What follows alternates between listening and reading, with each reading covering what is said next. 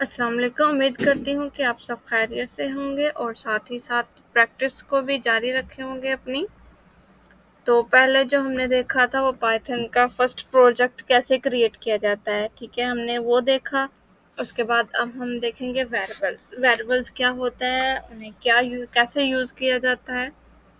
तो सिंपली अपने VS code को ओपन करें, न्यू फाइल के ऊपर क्लिक करें। न्यू फाइल के ऊपर हम लिखेंगे वेरिएबल्स .py, क्योंकि ये पाइथन की फाइल है इसीलिए .py। और इसमें हम फोल्डर सिलेक्ट करेंगे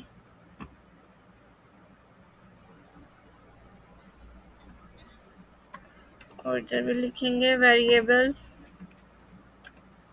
.py और सिंपली क्रिएट के ऊपर क्लिक करेंगे तो हमारी जो फाइल है वो सिंपली क्रिएट हो चुकी है। अब जानते हैं वेरिएबल्स क्या है। वेरिएबल्स लाइक नाम होते हैं जिसमें हम वैल्यूज़ को स्टोर करते हैं, ठीक है। और इसमें काफ़ी वैल्यूज़ भी स्टोर की जा सकती हैं। वेरिएबल्स यानी कि अगर एक पेज है उसके ऊपर मुझे एक ही वैल्यू को मुझे 5 बार चाहिए, तो मैं हर बार वो वैल्यू पुट नहीं करूँगी। तो मैं उसके सिंपली वेरिएबल्स को कॉल करूँगी और वो आउटपुट में मुझे उसकी वैल्यू प्रोवाइड करेगा, ठीक है। और फर्ज करें कि इसमें मैंने जो लिया है लेते हैं a is equal to 10। A variables है और उसके अंदर इसकी जो इक्वल 10 है वो इसकी 10 वैल्यू है। और एक और वेरिएबल्स ले लेते हैं b is equal to 20। b एक वेरिएबल्स है और 20 इसकी वैल्यू है जो b में स्टोर है। 10 a में स्टोर है और 20 b में स्टोर है। और इन्हें प्रिंट कराने के लिए पाइथन में एक फंक्शन प्रिंट नाम का एक फंक्शन होता है, हम उसे कॉल करेंगे। और जैसे आप p लिखेंगे तो ये आपको सजेशन देना भी स्टार्ट हो जाएगा। इसमें हम वेरिएबल सर्कल ब्रैकेट लेंगे, सर्कल ब्रैकेट में हम वेरिएबल a को कॉल करेंगे। तो ये हमें इसका आउटपुट, जो इसके आंसर में आउटपुट में हमें इसकी वैल्यू 10 देगा, क्योंकि वेरिएबल जो a है ना इसमें वैल्यू 10 स्टोर है, तो इसीलिए ये हमें इसकी वैल्यू 10 देगा। और पाइथन में मैंने आपको बताया था कि इसमें हम प्रिंट में मल्टीपल प्रिंट्स भी करवा सकते हैं। सिंपली प्रिंट फंक्शन को कॉल करेंगे, circle bracket open and close. इसमें मैं a और b दोनों को कॉल कर सकती हूँ, कोमा सेपरेशन से a, b। इसमें मैंने दोनों वेरिएबल्स को कॉल की, सिंपली प्ले बटन के ऊपर क्लिक किया और देखिए इसने हमें जो a की वैल्यू 10 और b की वैल्यू 20 दे दी है,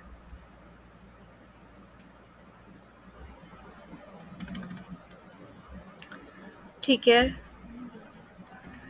अब हम इसमें एक ट्विस्ट लाते हैं, ठीक है। ट्विस्ट वो ये है कि अगर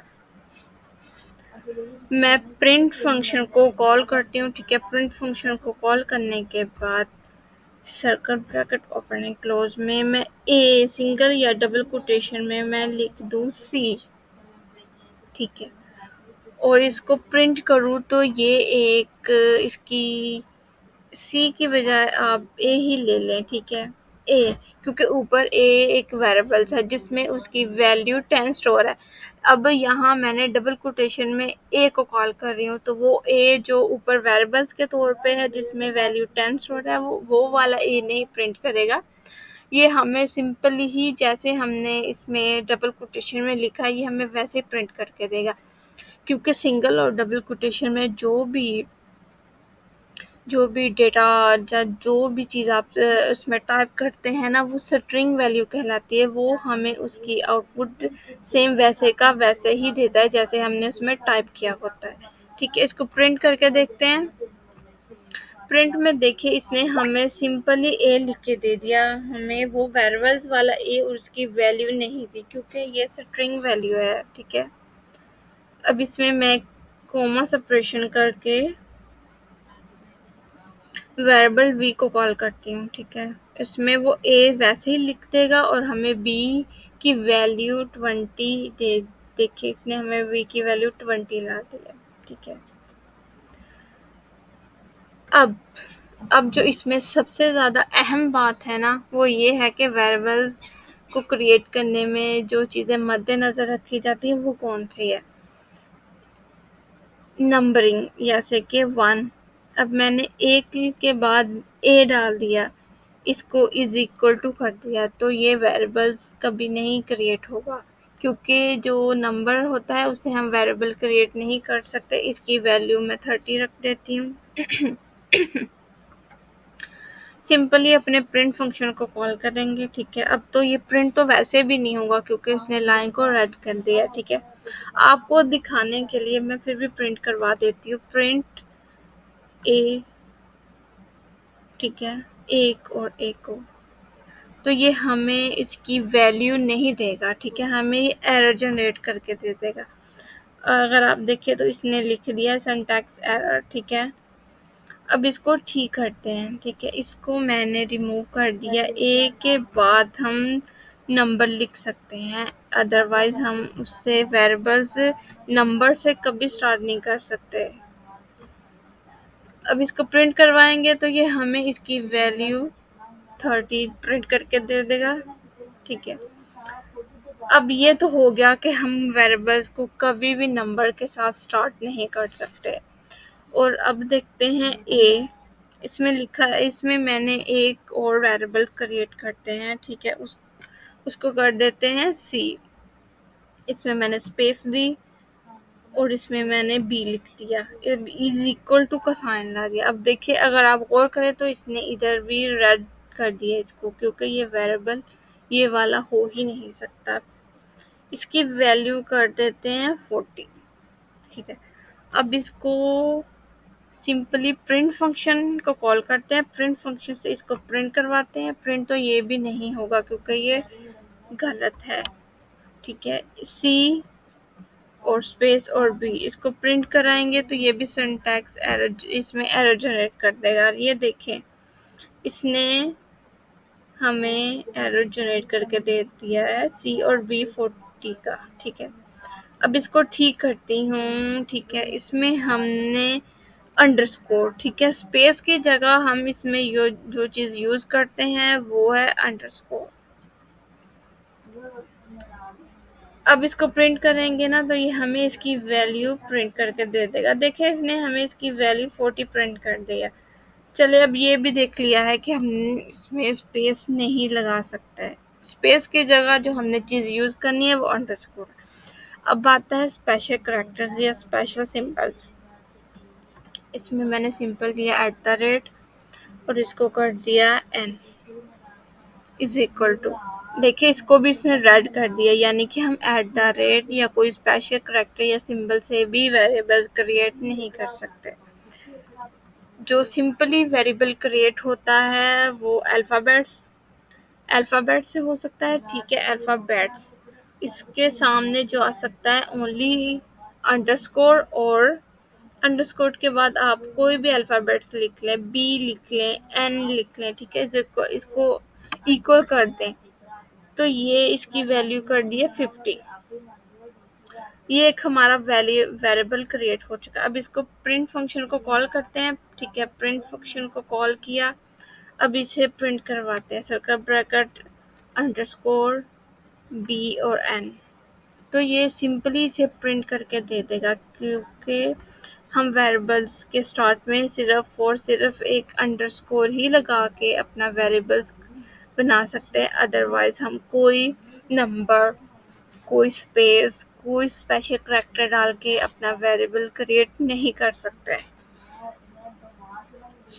यहाँ तक तो आपको समझ आ गई होगी, ठीक है। अब देखते हैं इसका एड्रेस, जो आईडी एड्रेस होता है पाइथन में, जो होता है ना आईडी का एड्रेस, वो होता है उसकी वैल्यू के मुताबिक, और अदर लैंग्वेजेस जावा में जो होता है वो वेरिएबल के मुताबिक होता है, ठीक है।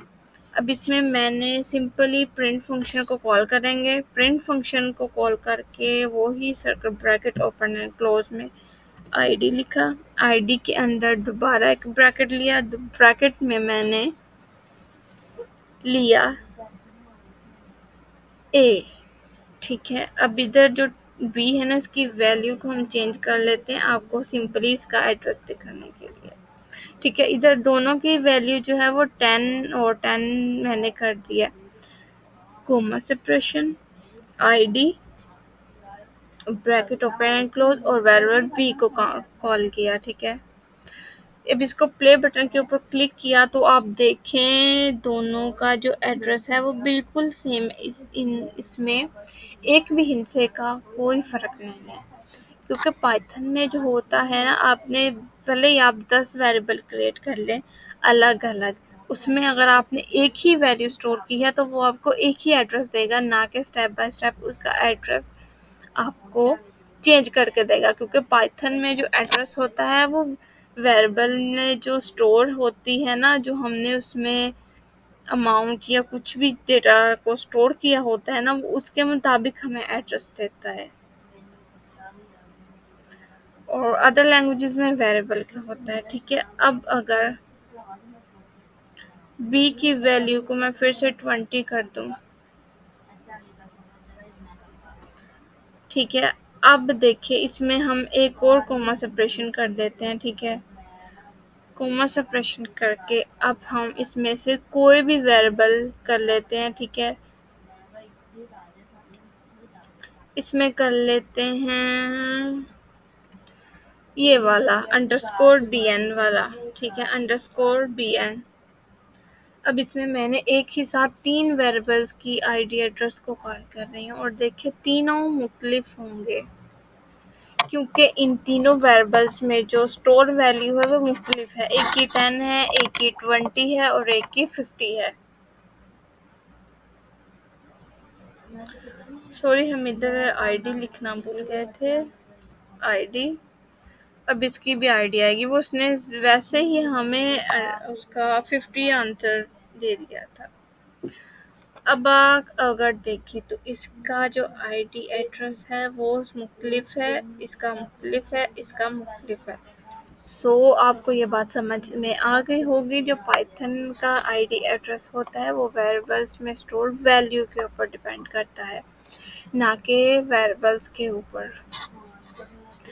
सो उम्मीद करती हूँ कि आपको वेरिएबल्स का समझ में आ गया होगा। ठीक है, क्योंकि हम जो वेरिएबल्स यूज़ करते हैं वो एक वेरिएबल्स में वैल्यू को स्टोर करने के लिए, क्योंकि जब एक वेरिएबल्स में एक वैल्यू स्टोर हो जाती है तो हम बार बार हमें वो वैल्यू चाहिए होती है, तो हम वो वेरिएबल्स को उस जगह का कॉल करते हैं। सो आगे हम जो देखेंगे वो देखेंगे पाइथन में डेटा टाइप्स, पाइथन में कौन कौन सी डेटा टाइप्स होती हैं और सब डेटा टाइप्स कैसे काम करती हैं। तो आप अभी यहाँ तक अपनी प्रैक्टिस को जारी रखें, क्योंकि आप जितनी ज़्यादा प्रैक्टिस करते जाएंगे आप इसमें उतने ही ज़्यादा काबिल बनते जाएंगे। सो अल्लाह हाफिज़, और इंशाल्लाह फिर अगली क्लास में मुलाकात होगी आपसे।